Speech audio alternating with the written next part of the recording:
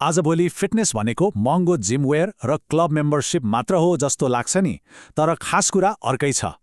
Branded लुगा र महँगो मेम्बरसिप नहुँदैमा कि हामी साँच्चै अनफिट हुन्छौँ त? यो त मात्र एउटा भ्रम हो।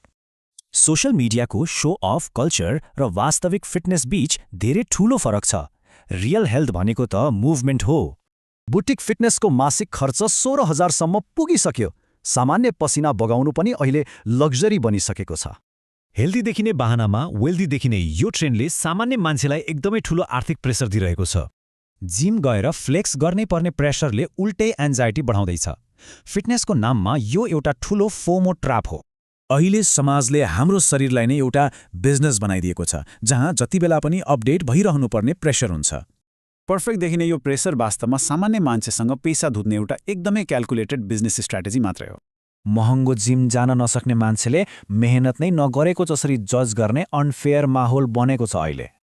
तर रियालिटी चेक, साँचो अर्थमा हेल्दी हुनु भनेको महँगो एस्थेटिक देखाउनु होइन, दैनिक एक्टिभ रहनु चाहिँ हो। फेक फिटनेस देखाउनुभन्दा राम्रो निद्रा, ब्यालेन्स र दैनिक बलियो हुनु नै साँच्चीकै फङ्सनल लन्जेभिटी हो। सम्झिनुपर्ने कुरा, हाम्रो वरपरको वातावरण एकदमै फ्री छ। बाटोमा हिँड्न वा दौडिन कसैलाई पैसा तिर्नु पर्दैन नि।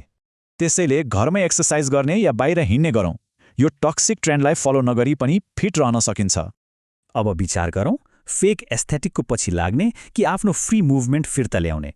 निर्णय हाम्रै हातमा छ।